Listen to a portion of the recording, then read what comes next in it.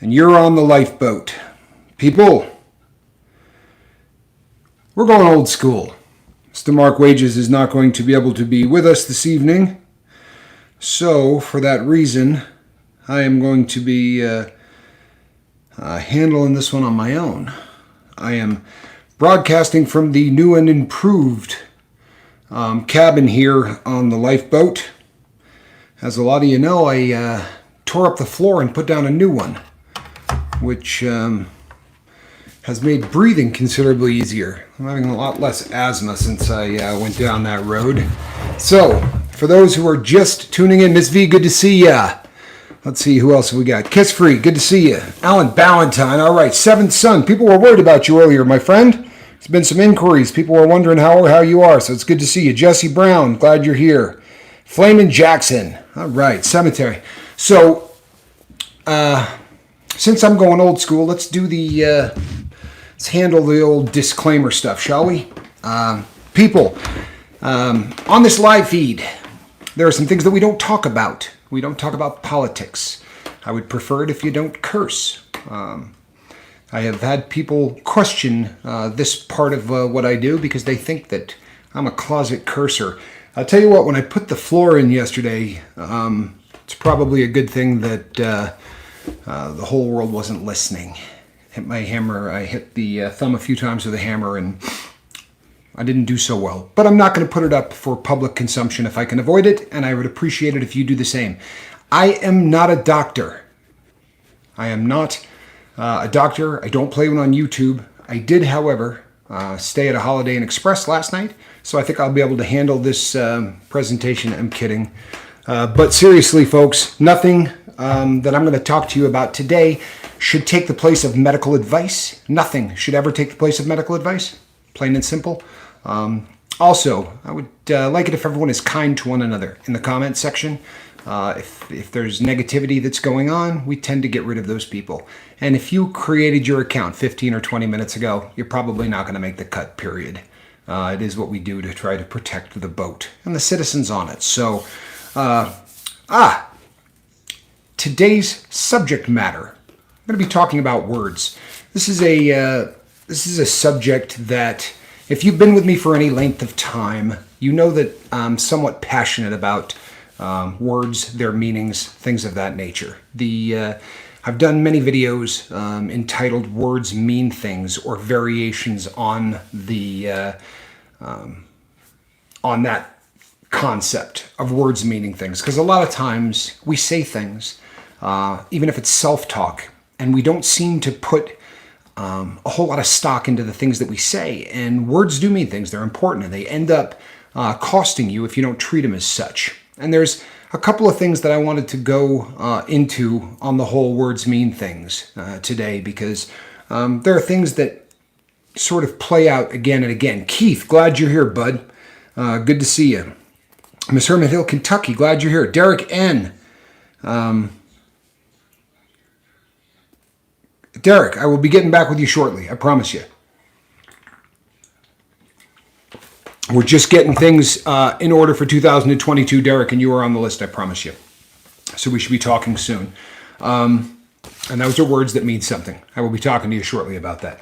But people, there are words that come up in the English language that from time to time, the people that make dictionaries choose to erase words from our dictionaries. They're words you can't look up anymore. I'm not exactly sure who gets to vote on this, but they literally just eliminate words. And depending on which dictionary you go with, Webster's, Funkenwagnalls, there's a bunch of different people that make Merriam-Webster, though, is sort of considered kind of the gold standard. And they knock out about between 9 and 20 words a year. Don't make the cut anymore. And then they add a bunch of new ones, like screenshot or selfie. These were words that didn't mean anything 20 years ago. Hashtag, right? All of these things take on meaning because our vocabulary and the way we speak changes. And then certain words are just removed from the English language. This year, and I'm going to have to do the Homer Simpson thing, people, because the peepers. But this year, I just picked 3 words that they have decided to get rid of as an example. Aerodrome. An aerodrome was a place where people would land airplanes and where they would keep them. Now we think of those buildings in terms of hangars, right? But back in the day, they were just buildings that were put up that could fit, a biplane, things like that. But those fields and those buildings were called an aerodrome. Now, obviously, since we say airport and nobody in the world says aerodrome anymore, it is no longer going to be a word that you can look up in Webster's dictionary. Alienism. I found this one interesting. Alienism. If I gave you 50 guesses at what alienism means and you didn't look it up, I'd be really surprised if anyone gets it, because it is a very, very odd word for what it means. But alienism actually deals with treating mental illness. It was a science. So kind of like psychology or psychiatry is, it used to be called alienism. The doctors who dealt with individuals who had any kind of mental illness were treating alienism. However, obviously there are enough synonyms now for that word that it doesn't need to be here, but that's not why they chose to get rid of it. The reason that they actually... Tommy, if you could do a shout out to Leeds United, it would make me feel better. I do believe that is a football team, but I would be more than happy to give a shout out to Leeds United. Go Leeds, how's that? Happy to do it. Brabble. Oh, I'm sorry, alienism. The reason that they got rid of this is because there is such a negative connotation now with the term alien, as it is used constantly to refer to people from another country that come to someone's homeland. And they believe that because of those negative connotations, this is a word that needs to be removed. And it is no longer part of Webster's dictionary. That's the end. Then brabble. And I'll be honest with you, I'm kind of bummed out that they got rid of brabble. Brabble is a word that means to argue or fight, but only to do it verbally. And I kind of like it. They got into a huge brabble. I think that was pretty good. The reason that Webster gave for getting rid of this is there are so many synonyms, right? Argument. For the word argue, there are so many other ways that you can say it, and brabble over the last 5 decades has fallen out of favor. And since it's not used much, they have decided that it's just time to get rid of it. Well, go get him, Christopher Cooper. We hope that Leeds United gets it done.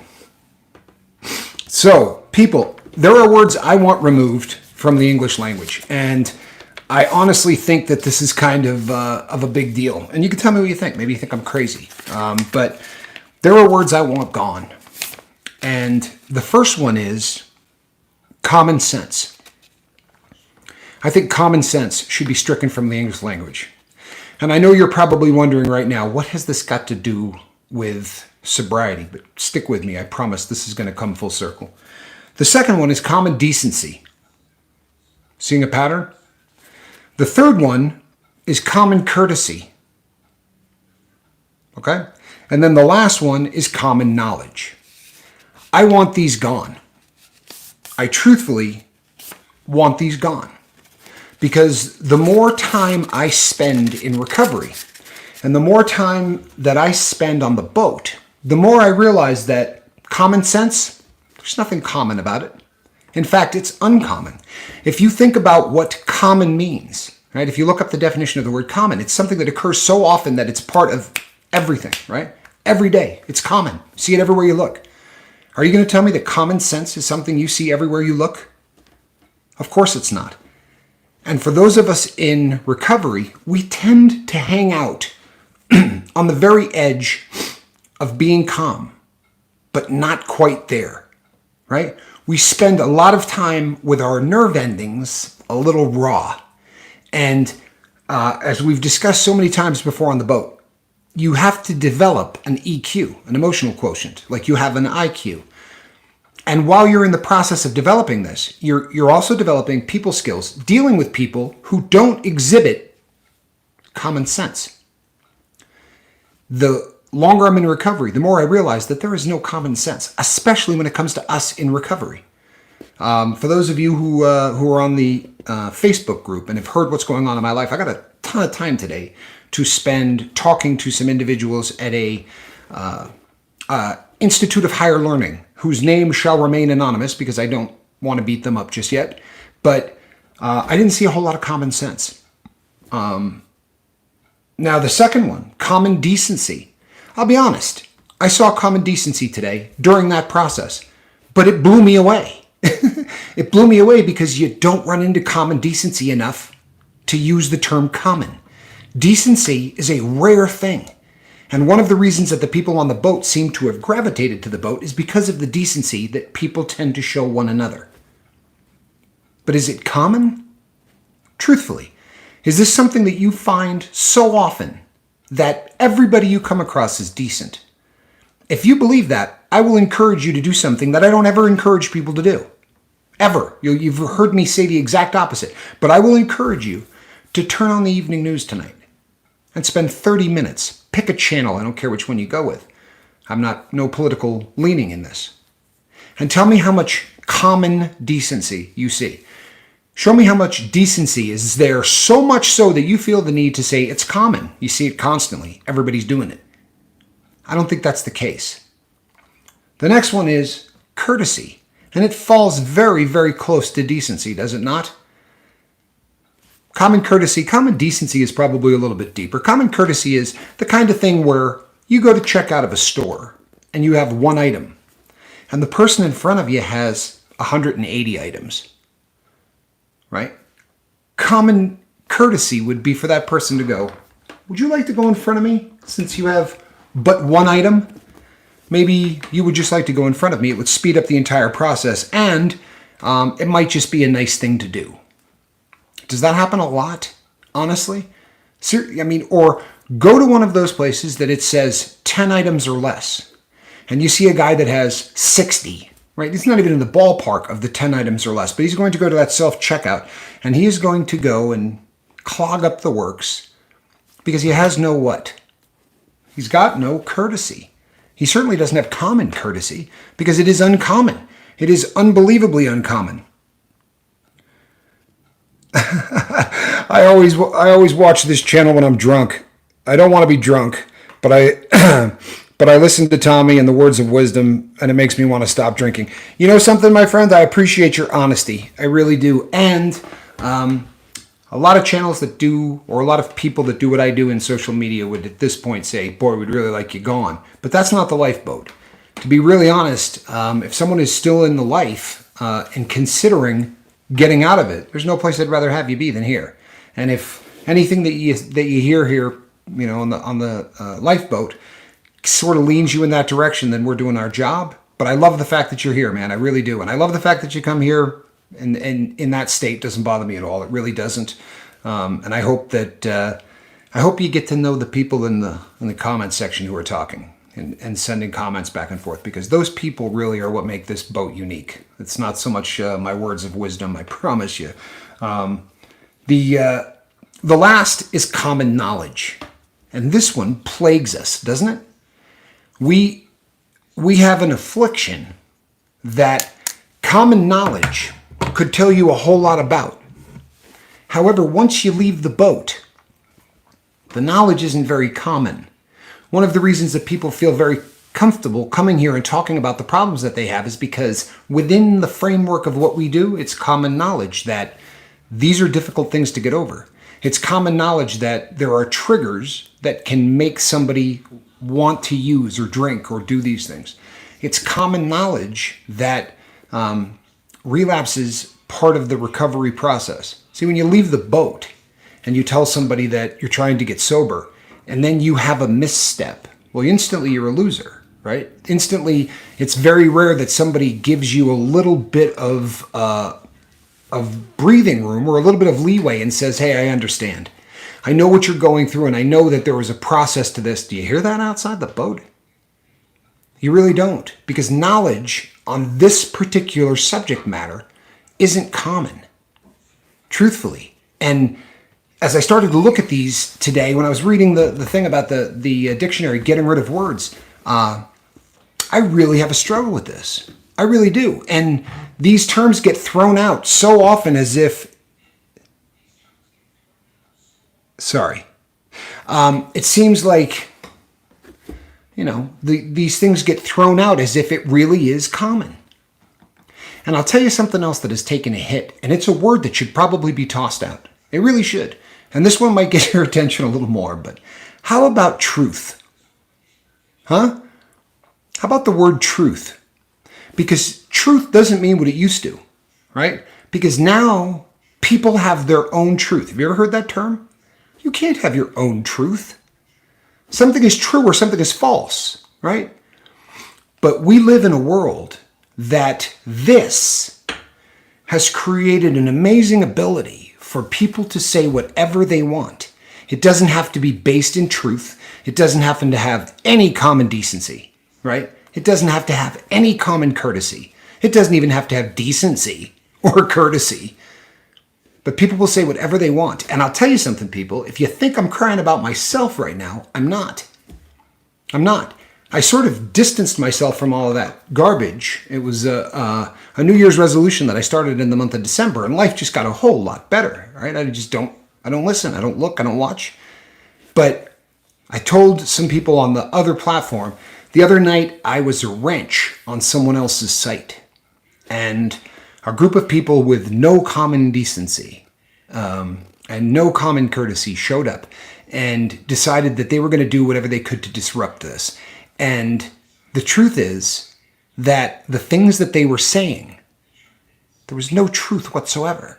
But they were spitting stuff out as if it were fact about people that did nothing to deserve it, other than the fact that they sat on this side of the microphone.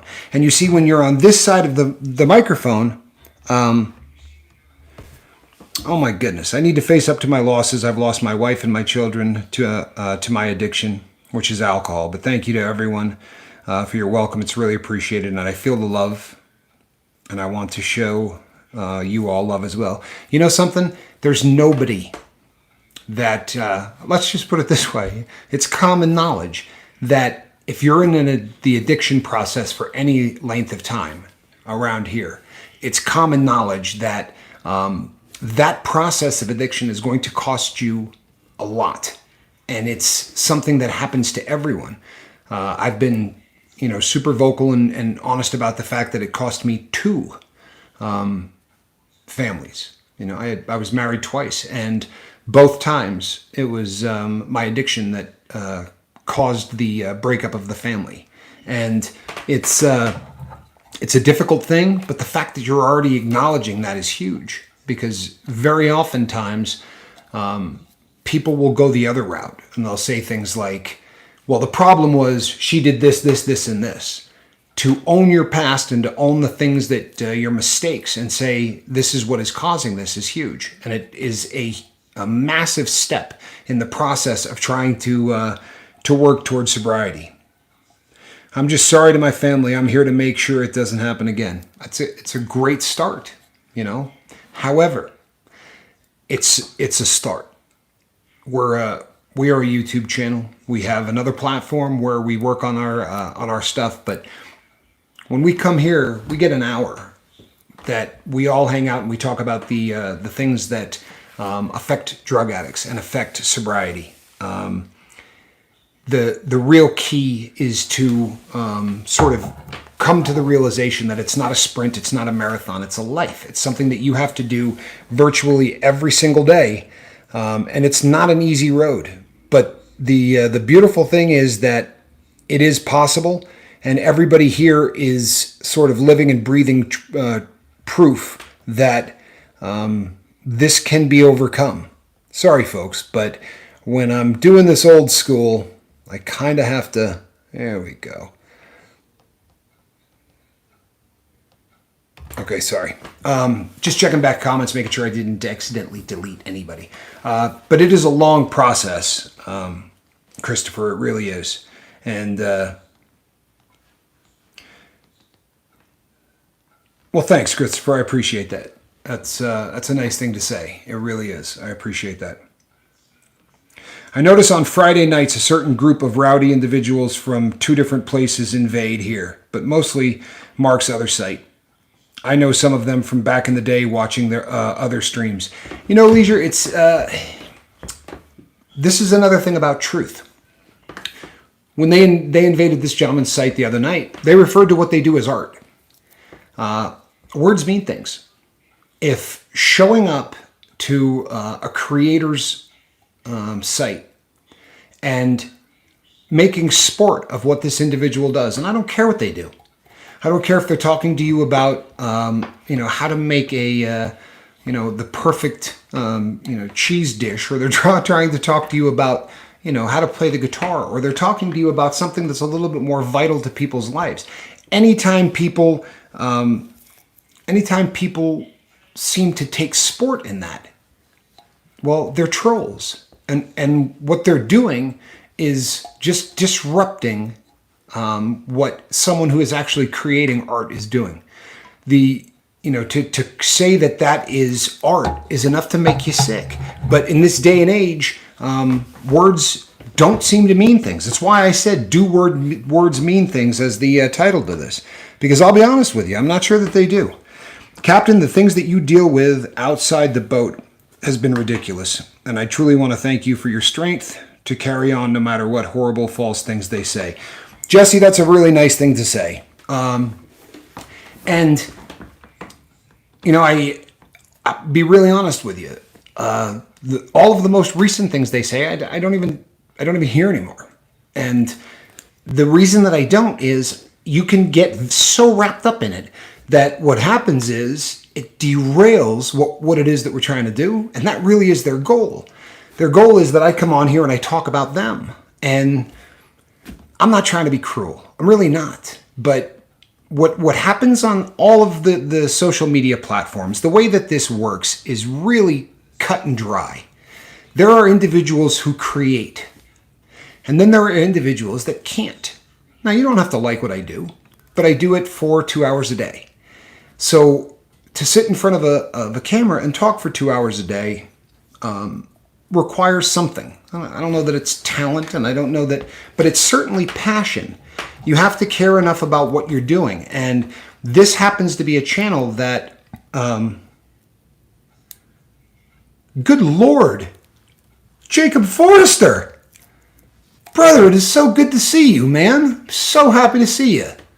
Jacob, you're one of my favorite people. I am so happy to see you. It's been a minute, and that's my fault, not yours, but it's so good to see you. There's a guy that can, he hemorrhages more wisdom than most people come up with intentionally, and it's done on a day-to-day basis. I'm so glad you're here, my brother. I really am. So you've got people that create, you've got people that don't. And when you can't create, it is so much easier to become a troll. Because trolls in their own head are creating, you understand? We got a t-shirt on the way. We're going to be rolling out with the Just Say No to Trolls t-shirt, which I think is awesome. It's not literally going to say just say no. It's just going to have this, and you'll see it. It's going to be, I'm looking forward to sporting that around. I'll tell you something, people. If you don't think that all of this stuff has changed dramatically, this is one of the funniest experiments that you can do. Try to explain a troll to somebody in their 60s, 70s, or 80s. Try to explain the concept. And I swear to you, it's like finding somebody from 1770 and trying to explain to them a smartphone. When you try to explain to someone who came from a time when there was common decency and common courtesy, right? And these things really were common. And you say, well, what these people do is they just, make things up and they talk trash about you and they post stuff and they do this. It's the funniest thing in the world. I had a conversation with a gentleman that came to the boat through met me through the boat and said, well, why do they do this? And I said, well, I guess because they hate me. And he said, well, why do they hate you? I said, I don't know. They liked me on Tuesday, but they hated me on Wednesday. And, this is sort of what they do. And no matter how many different ways I tried to explain this, it was always the same question. And the same question was, well, why do they do this? Why do people watch it? And I said, this sort of is what has turned into, hey, 40-foot garbage man. Good to see you. We got the gang all here tonight. How cool is that? Stacy Michaels, I didn't see you come in either. Wow, it's awesome. We got a good crew. But to try to explain this to people that don't get it, it really is just bizarre, right? It doesn't make a whole lot of sense. But that's all I got to say about that. What I want to encourage people in the realm of sobriety is this. You have to realize that when you leave the boat, when you step away and if it's not the boat, hey, Vicky Brooke, if it's not the boat, but it's somewhere else that you're going for group therapy, and you're doing any kind of a situation where you're talking about the things in your life that affect you in your sobriety, in your walk, in your happiness, and whatever, know that when you leave that realm, you're not going to run into a lot of common knowledge about what you were just talking about. You're going to get a whole lot of people who just have very deep and very serious opinions about you. I told everybody what happened, and you know what? We'll give them some more fuel. Who cares? I have been accepted into college. I got my welcome letter. I actually put it on the refrigerator. I was kind of fired up about it. And I was going on to get, postgraduate stuff. And at the very last minute, and I do mean at the last minute, I start school on Monday. They reached out to me and said, we've decided to not allow you into the school after all because of your record. And apparently the fact that I'm a convicted felon made it so that wasn't possible. And I tried to explain to people the situation because, on paper, if that's all you see, but the letter that I wrote to start this process told them everything they needed to know about me. And then after I had already been assigned a counselor, after I had already had the books mailed to me, out of the blue, they go with, boom, you're done. Old Brits and Irish called trolls mixers, as in striking it up. They should have to lick the spoon.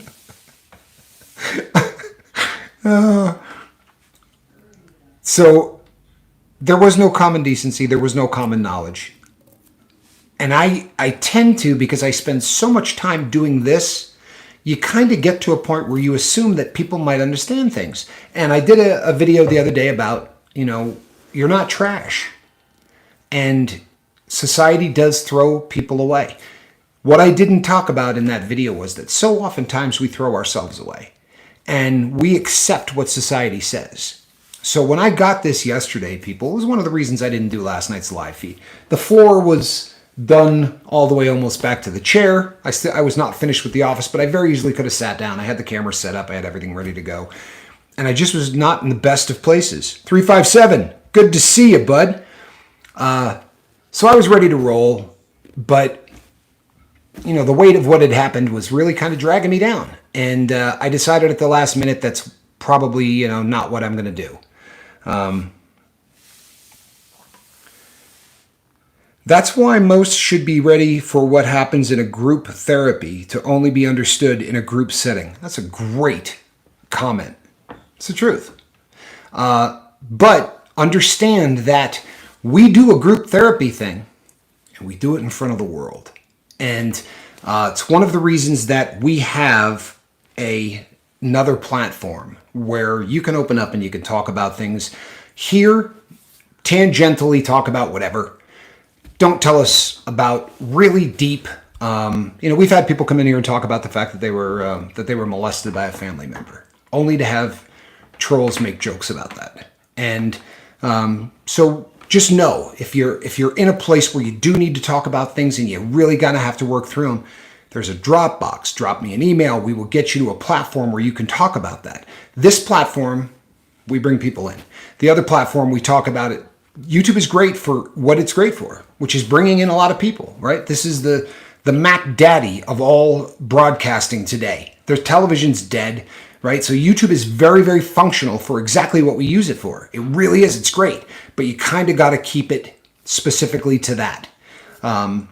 It was, when I talked about how society can throw somebody away, one of the things that we come up against is we start to believe it.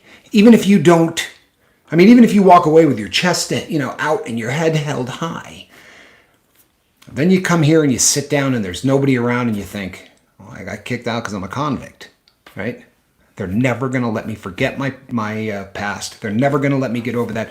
And I get into this ANT, right? These automatic negative thoughts. And it started to, and I talk about this. I talk about it all the time. How you can't let this get you down. Well, I'll tell you what, people. I'm going to school, right? I'm not going to that school. But I sure as hell I'm not going to let it stop me. The problem is so often when society tries to throw us away, we help them, right? Like if I just said, screw it, I'm not getting a post-grad degree. I'm just not going to do it. Obviously they're never going to treat me right. It was one person made that decision. It wasn't a group of people. It was one person for whom knowledge was not common and whose courtesy and decency is in question, truthfully. And I could call the ACLU, and I've had people who said to me, do you know the number of people that said, I'd love to write you a letter of recommendation for them? That really was cool. And that was something that absolutely, it touched me deeply. I really appreciate you. I do. But in the meantime, I'm going to go to school. I already immediately got on and started to look at other campuses that had a later start, and I found one that's got to start on the 18th, which gives me enough time to get the transcripts over and do that. I'll be damned if I'm going to throw myself away because of a decision made by one individual for whom there really isn't a whole lot of common decency, common knowledge, common courtesy, right? So I'm not going to allow this to drag me down. And this is something that we all have to work on. Mark did a great live feed last night. And I think I said this on this morning's live feed, but that was all about me. Whether he realized it or not. When I said to Mark, Mark's a great guy, people. I wish you knew Mark as well as I do. But when I shot over, and he said, how you doing? I said, man, they just called me to tell me I'm not going to college. That I'm getting turned away, and Monday was the day I was supposed to go. And, I complained to Mark more than I complained to anybody because he's my partner and Mark listens, and he said, hey man, it's a speed bump. It's not a car wreck. It's a speed bump, so dust it off. Don't let this drag you down, and gave me a quick pep talk, which honestly, I wish I had the little deal because you would love it. I mean, what he said was perfect. I said to him, that ought to be on a t-shirt. But then when after I got the office all buttoned up and was done, I went and watched the live feed, and I thought, boy, Mark was definitely inspired by what was going on in my life. I mean, the speed, because it's a speed bump. Truthfully, they're all speed bumps. They are. They're all speed bumps. But we treat so many of them like car wrecks. And to be honest, sharing this here, even though this is not, hey, I was molested by my uncle, this is the kind of thing you people can absolutely share in the comment section here, and we can talk about it. It's probably not the greatest idea for me too, because they just love taking any kind of joy in my, in my demise. But the thing is, I'm going to go and get this postgraduate degree. I'm going to get it. And if I have to go to 7, different schools before I find one individual who is enlightened enough to go, oh, so that was who you were, and this is who you are, well, then great. If I got to go to 14 of them, right? Everybody's heard all of the great stories about the people that, how many bankruptcies, the gentleman that started McDonald's, how many times he filed for bankruptcy before he did the McDonald's deal. How many different people that just didn't take no for an answer. How many times that, those stories ring true, and there's a reason that those stories get talked about so often. Tom Brady was not a number 1 draft choice, right? And when you take away the, those things, hold on one second. Thank you, even though I'm drunk, you guys have been very nice. I thank you of that. Hey, all of us here understand what that means, Hey, Jacob, thank you for being here, brother. I'm so glad you're back. Hopefully you had a decent holiday. Jacob's one of my favorite people. He really does. Whether or not you believe this, people, I've been got a whole little booklet I'm putting together of his wisdom. Jacob says the greatest things. He really does. He's consistently here and always saying things that just, he's just a guy that has a very unique look on life. And so often the things that he says just sort of floor you. So good to see you, man. Really glad that you're here. Glad all of you are here. I really am, especially on a Friday night. You know what? Friday nights, let's be really honest. You know, this is not a great night to do a live feed, but it's not a great night to do a live feed from a YouTube, angle. With what we do, it is the perfect night to do a live feed, because Friday night is the night that very oftentimes the week is done, and that's a struggle, especially for people who are just starting their walk with the sobriety. I mean, how often does, in our culture, Friday night means what? Happy hour. It means all of the things that are associated with that. So it's always touches me when, hey, M. Hunt, glad you're here, brother. Hope you're doing all right. Always good to see you, bud. Always good to see you. Where's Squirrel? Shh, are you crazy? The last thing in the world we want is that little beast doing anything at this time of night. For those of you who don't have kittens, there hits a certain time of night where the ears go like this, right?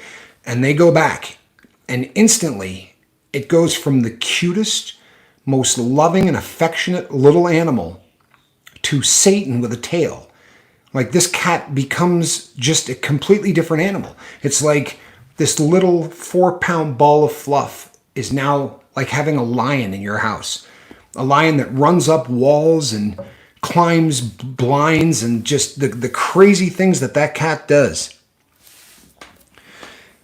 Let's see here. My outlook on life is not good, but you guys have been very welcoming. And if it wasn't for your night online, I would be lost. Thank you, Tommy. You're welcome, my friend. I watch your brother's reviews. I love them. You're in the UK. Well, you know what? My brother is just recently... Oh, let me make sure that I didn't... There we go. My brother has just celebrated his 16 millionth view on YouTube, which I thought was really cool. It's man, the amount of time and effort, right? I don't know what Johnny's up to. He's in the ballpark of 3,000 videos. Maybe it's more than that now, but just the amount of time and effort that it takes. You know, I do this. What do we got in 5 months and a couple of days? Now, Johnny hasn't, I don't remember him missing too many days in the last 5 years. He might have missed 1 or 2. He's a very hard-working cat. Cats are zombies, or cats are what now? Oh, cats with zoomies.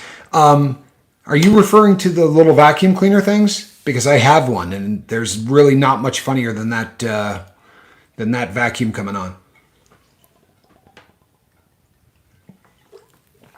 People, I'm glad to be back tonight. I really am.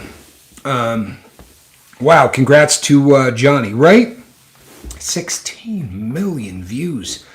That's honestly, it's hard for me to wrap my brain around, but it really is a beautiful thing. This morning I realized my crazy cats enjoyed a snack of butter that I set out last night. That is a happy, happy cat. Oh, cat running around nuts equals the zoomies. Oh, well, this cat, and I've got some videos Jacob, that you got to see, because this cat fetches like a dog. I've got this cat completely happy. You get the little orange mouse and you throw it, no matter where you throw it. The cat runs, grabs it, brings it back and drops it, and will do it until your arm gets sore. It is absolutely amazing. This cat, in so many ways, has characteristics that are far more like a dog. Cats seem to be very indifferent to people often. I walk in the door, and you can look at your watch, and within 20 seconds, the cat will appear from somewhere, just happy as heck that I'm home and just sort of ready to do that. Your cat used to do that too. It's leisure. There's something just wild, especially when people see it. Like I've gotten to the point where I'm kind of taking it for granted. My last cat did the same thing, but it is really your cat loves marbles. I'm afraid my cat would eat a marble. So right now she's not the brightest. Always called the zoomies a wild hair. Yes, that's that. He described that perfectly then, because that is definitely the cat. The other thing is that the cat has decided that it is a that it's a shoulder cat.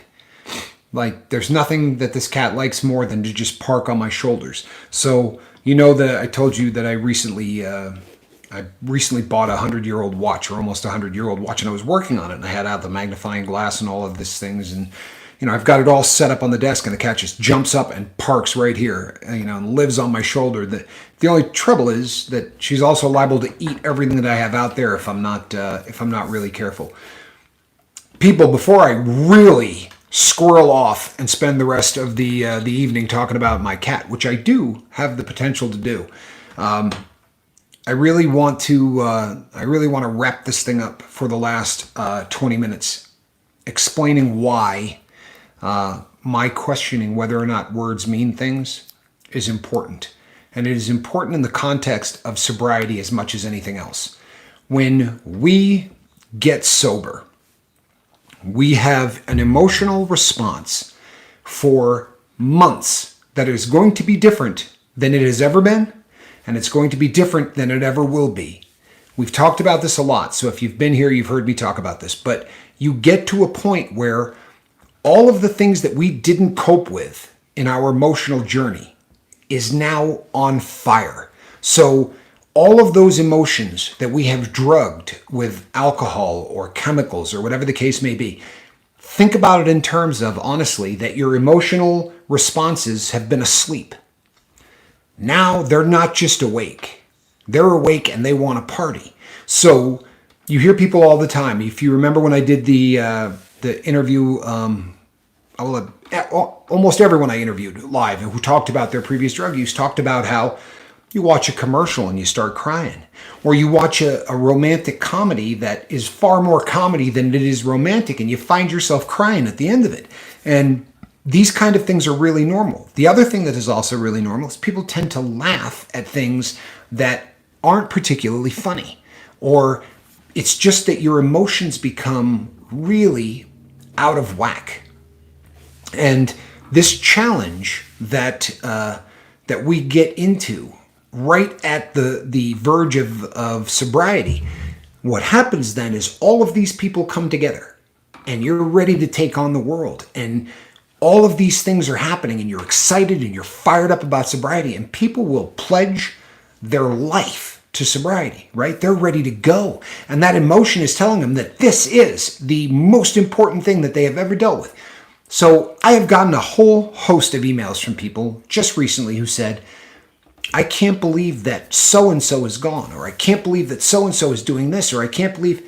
People, when someone starts talking about, I am here, I am going to be here for the duration of my life, very often they are.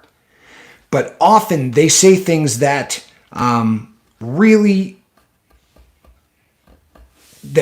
are not, they're not in a capacity yet to really understand the commitments that they're making. When these people decide that this isn't the path, you don't hate them. And I've gotten that a lot lately. I've gotten some real serious hate from people on the boat. Maybe it's the wrong term. I've got some people that are really disappointed in people that are no longer here. And you know what, folks? The emotional roller coaster of sobriety is going to deal us hands like this often. On Monday, you're going to have a guy or a gal that is just down for the cause, and on Tuesday, they're going to be gone. And in some cases, on Wednesday, they're going to talk about how all of you are dirtbags. And it leaves you with your jaw dropped, going, what in the name of God just happened? It really is. That's why I came here. I found you guys through the algorithm. The beauty is this. No matter how you got here. Hey, Swiss Vapor.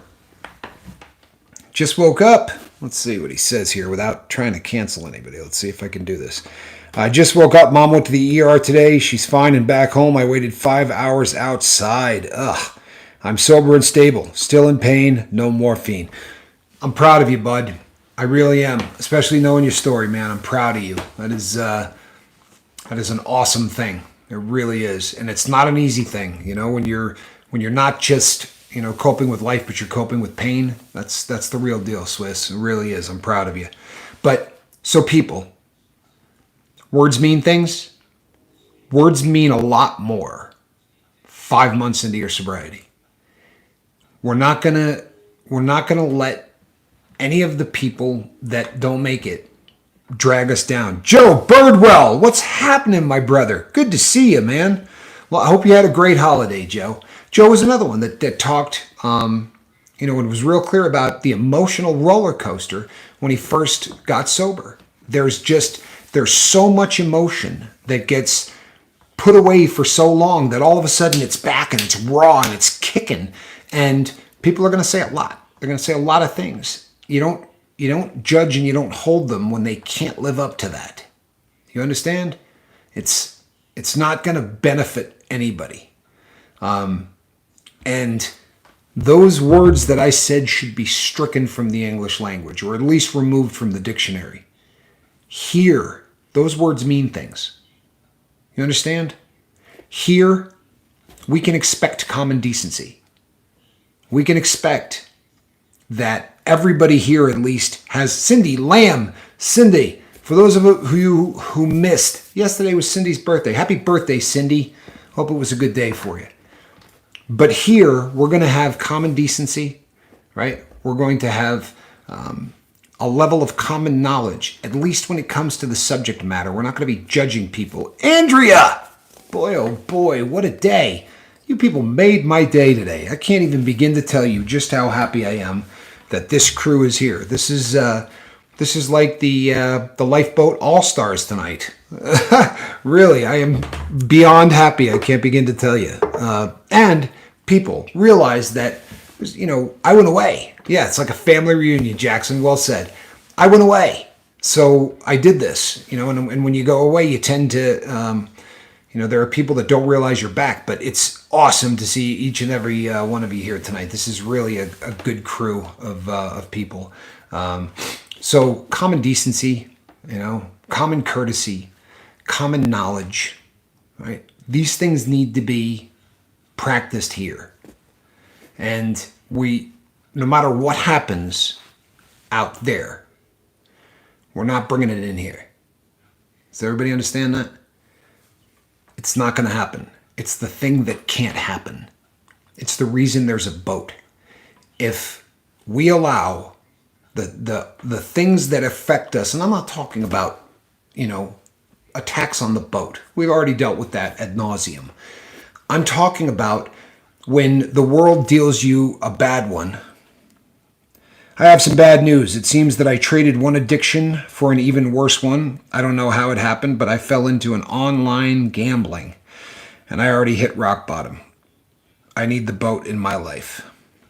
You know what? I really appreciate the honesty, and I know that everybody else here does too. And when you say you don't know how it happens so often.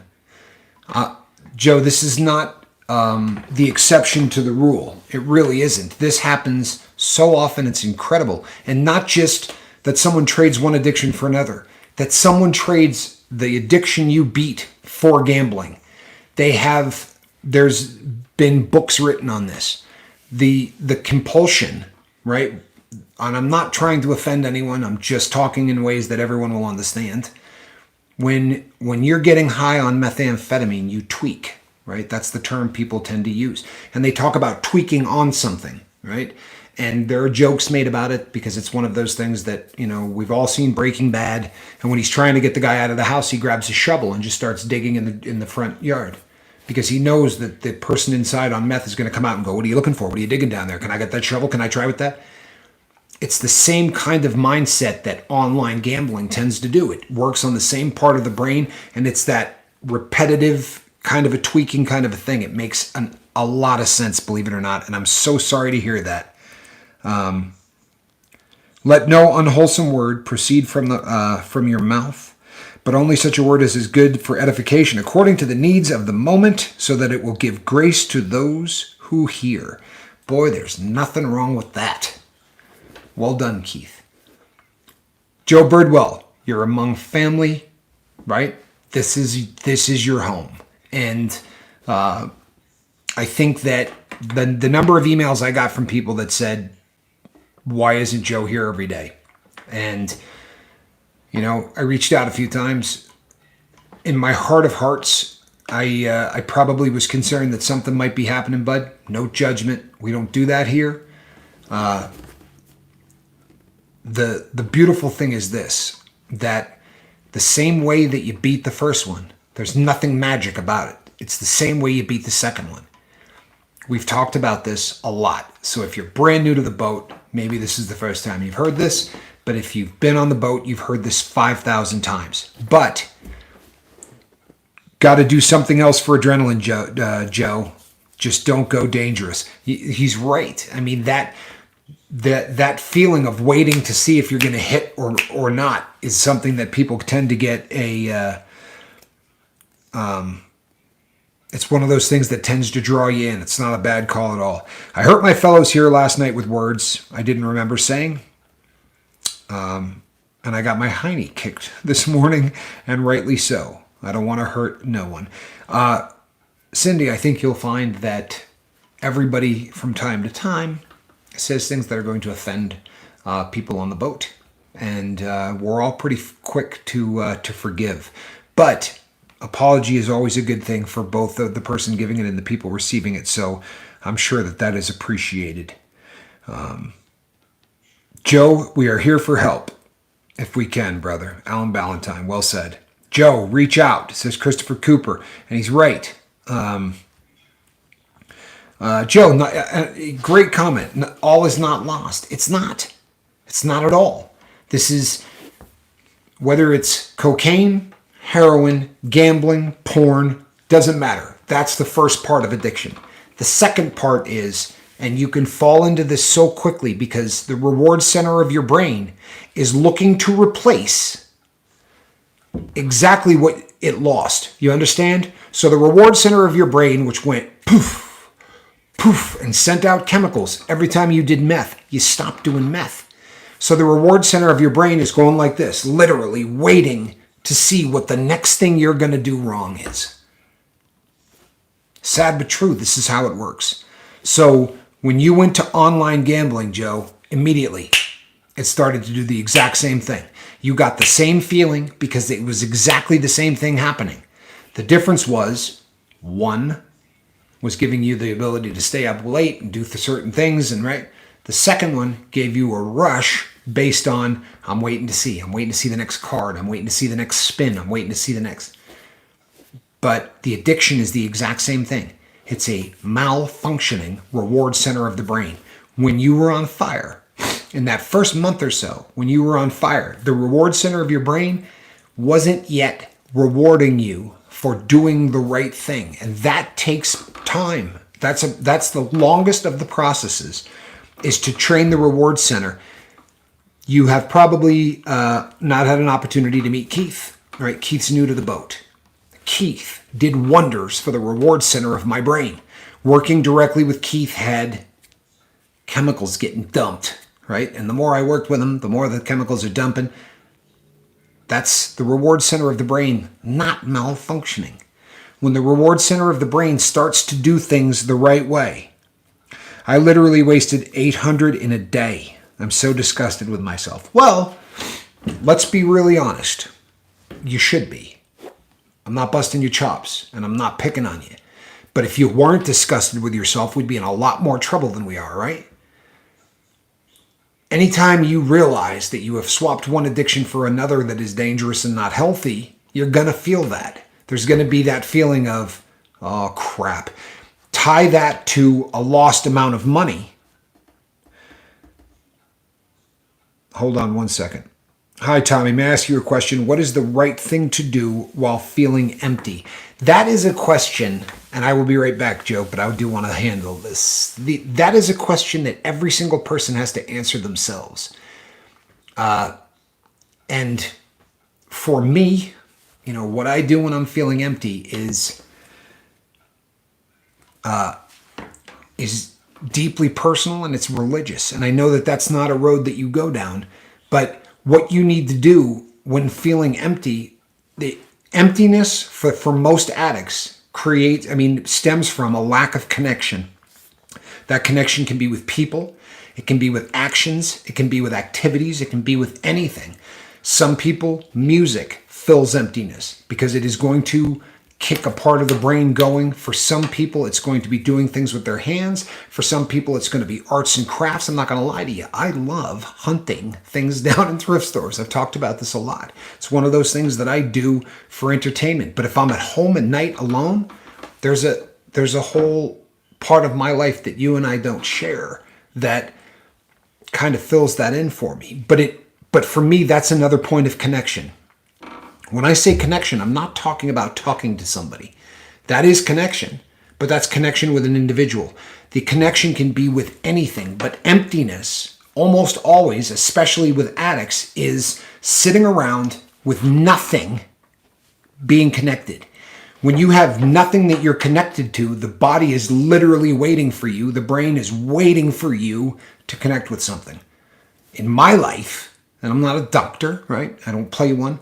But in my life, honestly, being an atheist myself, learning about the universe or anything science helps me a lot. Perfect. Great. Because for you, that is very similar to what I do. And that is a connection, right? So think about it in these terms. And I'm telling you my personal experience because that's all I ever do, right? In my personal experience, when I am feeling PBS, honestly, I watch documentaries. It's the only thing I watch. Literally the only thing I watch. Positive feelings for positive action. Emptiness can be fulfilled by anything constructive. Boom. Did you hear that? If you didn't hear what I just said, read the comment that Jacob Forrester just wrote. Because I am of the firm belief in my life, emptiness is waiting. It's my brain waiting for whatever I'm about to connect to. You understand? God is always with me, helping me always. He is my comforter. Jesse Stinson. Good to see you, Jesse. I haven't seen you in a while. Glad you're here. Boy, this really is like a family reunion tonight, is it not? Yeah, Andrea says, art is my jam. Yes, in fact, I do. And that's so cool. Again, hey, Miss Honeybee, glad you're here. For me, emptiness is waiting for whatever that connection is. I'm a documentary junkie. I really am. If I'm going to watch something on TV, and I think I've explained this before, because of some injuries that happened to my head, I can't watch things. Music helped me through some very dark times as well. Music is great. A lot of people connect that way. But because of the things going on in my head with the brain, if I watch The Fast and the Furious or I watch James Bond, I will get a brain-splitting headache, and I will get it 8 minutes in. When I see the editing go like this from one camera angle to the other, in 7 or 8 minutes, I got a headache, and I got a bad one. So what I have found is that if I watch things like going out of my way for someone always fills that empty spot. Nice, Seventh Son. Beautiful, because it does. For so many people, if you that's a great piece of advice. Helping others, it's my drug of choice at this point. It really is. It's one of the ways that I absolutely try to avoid that feeling of emptiness and that longing. That's something that doesn't really work well for me. Joe, let's go down this road together side by side, brother. You two happen to have an awful lot in common, in all honesty. Joe, the fastest way that you're going to get over this second round is the exact same way that you got over the first one. And coming here tonight and saying what you said, I'm not the only person here, right, with the common knowledge that is always the first step. When someone says, I have a problem, this is what I just did, the really hard part's over. It really is. I'm not going to tell you that you're not going to want to go back and do it. Obviously, that's what addiction means. But you just took the first step, and it's the biggest one. And I've got nothing but faith in you. You know why? Because I watched you do it once already.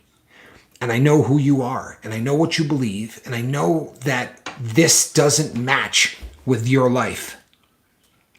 Yes, I realize that now, Captain. I should have never stepped off the boat. You know what? Again, hindsight, my brother, when we start looking back through the rearview mirror, it's never a good thing, right? But it's 20/20 vision. And when you start looking through the front, it's always a little bit tougher, right? We can look back at the mistakes we made, and it's always like, well, if I hadn't done this, this, and this, I mean, that's always really easy. But I did a show on relapse, and I don't think you were here when I did. I think you were probably already not coming daily. But I did a show on relapse, and I talked about the stages of relapse because, Joe, you were relapsing way before you started gambling. And I'm not busting your chops, but I'm saying statistically that it always works that way. Really, the boat is what helped me with that ugly monster. I know I can get my help here. You're damn right you can. You can email me. You can direct message me. You know how to get a hold of me. You've got every single way. Cat litter box clean. For those of you who don't know what that is, it is a indicator of relapse for me. Things like that. And yeah, it's crystal clean. There's nothing in that litter box, I assure you. The bed is made. I'm in a good place right now. I've been in a good place here for a minute. My bro, you got here a little late, Jesse. He just hit 16 million views. So Johnny is doing well. He's really doing well. This is a guy who lost his dad. The most important person in my life is my dad. I'm sorry for your loss, my friend, but I've watched the Cheese That Binds Us videos with Johnny. I love them, and Papa. You know what, man? I love those videos. I really do. Thanks, Christopher. That was a really nice thing to say, and good timing, man. That was really good timing. I appreciate that. That's awesome. That really is awesome. People, we are at the top of the hour. I really had fun tonight.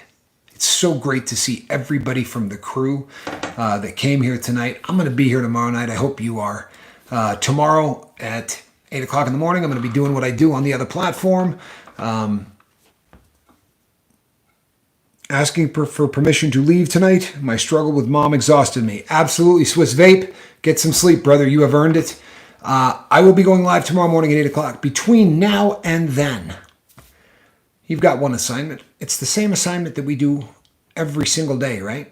I want you to reach out, and I want you to try to save somebody. And Joe, keep coming back. Feel free to reach out to me, to reach out to Mark. We'll talk, but this is a bump in the road. The relapse was a different substance, but it's just a relapse. It's not the end of the world, bro. It's a speed bump. It's not a car wreck, right? It's just a speed bump. Get out there and save somebody. I'll be back, I promise. Okay, I'm going to hold you to it. So now if you're not back, I get to chase you down and be that guy. All right, people, I'm Captain Tommy Scoville. I will see you all on the boat. I love this boat. Good night, everybody. I can never turn that off.